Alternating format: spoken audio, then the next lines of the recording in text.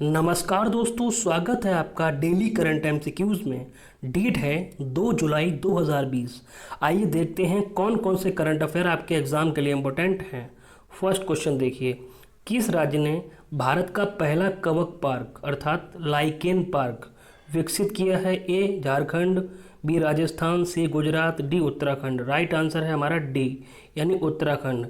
तो भारत का पहला कवक पार्क जो है उत्तराखंड में विकसित किया गया है। चलते हैं आगे, डिटेल से देख लेते हैं। देखो, भारत का जो पहला कवक पार्क है अर्थात लाइकेन पार्क जो है उत्तराखंड के पिथौरागढ़ जिले में कुमायूं के मुनस्यारी में स्थित है और 27 जून को यह पार्क जो है आम लोगों के लिए खोल दिया गया।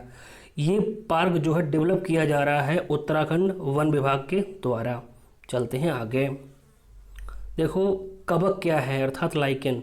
कवक क्या है? एक वनस्पति है जो पेड़ों के तनों, दीवारों और चट्टानों पर पैदा होते हैं और ये कई रंग रूपों में पाया जाता है। अगर हम बात करें तो यह पृथ्वी पर सबसे पुरानी जीवित चीज़ों में से एक है। और ये कहाँ कहाँ पाए जाते हैं? ये आर्कटिक, टुंड्रा, गर्म शुष्क रेगिस्तान, चट्टानी तटों, विषाक्त ढेर, छतें, नंगे चट्टानें, दीवारें, उजागर मिट्टी की सतह पर आसानी से पाए जाते हैं। और देख लेते हैं। देखो, अगर हम बात करें तो पार्क के लिए मुनस्यारी को क्यों चुना गया? देखो, जो मुनस्यारी है यहाँ का जो एनवायरनमेंट है वो जो है कवक के लिए काफ़ी इम्पोर्टेंट है, अनुकूल वातावरण उपलब्ध कराता है क्योंकि यहाँ पर बर्फ से ढकी चोटियाँ पाई जाती हैं। ठीक है, और मुनस्यारी को उद्यान विकसित करने के लिए इसे चुना गया है। ठीक है, और देखते हैं आगे। कवक का जो स्थानीय भाषा में क्या कहा जाता है? इसे झूला या पत्थर के फूल नाम से भी जानते हैं। यह पार्क लगभग 2 एकड़ भूमि में फैला हुआ है और इस पार्क की जो ये जो पार्क है इसमें लगभग कवक की 80 से अधिक प्रजातियां हैं। अगर हम बात करें तो इन्हें मशहूर हैदराबादी बिरयानी में भी डाला जाता है। ये क्या है? पकवान को काफ़ी स्वादिष्ट बनाती हैं और उससे एक अच्छी सुगंध भी आती है। और देखते हैं आगे। देखो, सबसे इम्पोर्टेंट, ये जो कवक होते हैं ये प्रदूषण के काफ़ी अच्छे इंडिकेटर होते हैं। कवक की अगर हम पूरी दुनिया में बात करें तो 20,000 से अधिक प्रजातियां हैं और भारत में अगर हम बात करें तो इसकी 2,714 से अधिक प्रजातियां जो है भारत में हैं और इसमें से उत्तराखंड में 600 हैं। उत्तराखंड के किन इलाकों में लाइकेन पाए जाते हैं? चमोली, चंपावत, पिथौरागढ़, नैनीताल। चलते हैं आगे। क्वेश्चन नंबर 2, भारत ने भूटान के साथ कितने मेगावाट जल विद्युत परियोजना पर सिग्नेचर किए हैं? ए 700 मेगावाट, बी 600 मेगावाट, सी 500 megawatt, D 400 megawatt. Right answer है हमारा बी यानी 600 मेगावाट। तो भारत ने हाल ही में भूटान के साथ 600 मेगावाट जल विद्युत परियोजना पर सिग्नेचर किए हैं।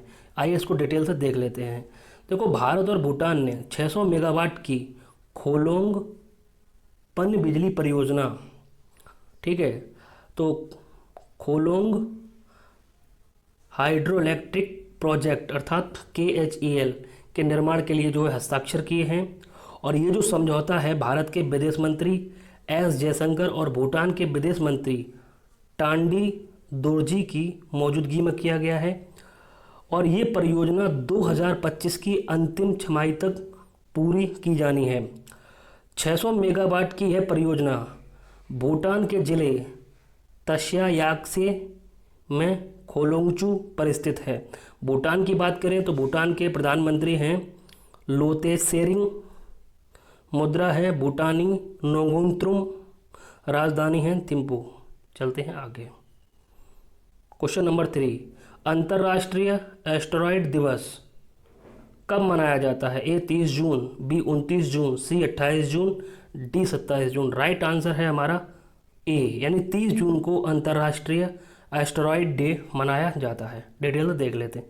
देखो, 2017 से एस्टेरॉयड के खतरे के प्रति जागरूकता बढ़ाने के लिए जो एस्टेरॉयड डे मनाया जाता है।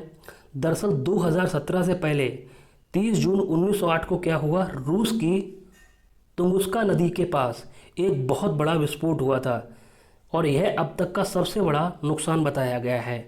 इसी को देखते हुए संयुक्त राष्ट्र महासभा ने इस विस्फोट की वर्षगांठ को चिन्हित करने के लिए और एस्टेरॉयड के प्रभाव से होने वाले खतरे के प्रति सार्वजनिक जागरूकता बढ़ाने के लिए ये दिन मनाने का निर्णय लिया। क्या होता है एस्टेरॉयड?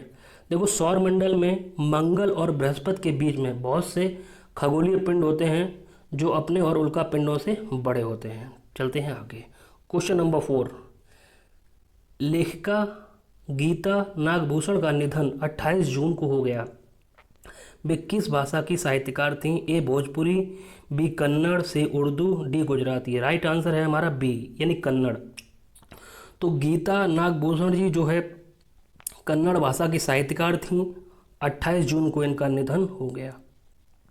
देखो, और इनके बारे में जाने तो ये कर्नाटक साहित्य अकादमी की अध्यक्ष भी रह चुके हैं। ठीक है, चलते हैं आगे। क्वेश्चन नंबर 5, अंतर्राष्ट्रीय संसदीय दिवस यानी इंटरनेशनल डे ऑफ पार्लियामेंट, ठीक है, पार्लियामेंटिज्म कब मनाया जाता है? ए 1 जुलाई, बी 30 जून, सी 29 जून, डी 28 जून। राइट आंसर है हमारा बी यानी 30 जून को अंतर्राष्ट्रीय संसदीय दिवस मनाया जाता है। डिटेल से देख लेते हैं। देखो, इस दिवस की शुरुआत जो है संयुक्त राष्ट्र महासभा के प्रस्ताव द्वारा 2018 में की गई थी और इसी दिन को अंतर संसदीय संघ ने ये तय किया कि जो है हम लोग हर साल अंतर्राष्ट्रीय संसदीय दिवस मनाएंगे 30 जून को। और देखते हैं, देखो, यूनाइटेड नेशन ने अपनी वेबसाइट पर लिखा है कि कोविड-19 के दौर में जो है पार्लियामेंट की भूमिका काफ़ी बढ़ जाती है। आपको पता है कि पार्लियामेंट का काम होता है कानून बनाना और जो है पूरे देश के लिए।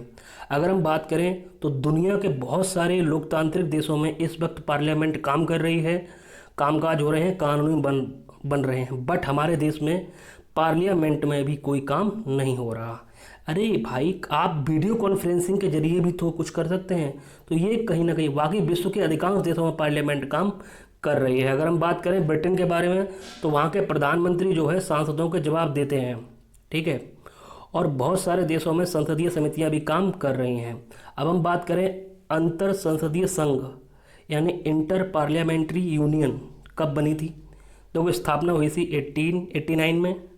मुख्यालय है जिनेवा स्विट्जरलैंड में। अध्यक्ष हैं Gabriela Cuevas Barron. Thank you for discussion.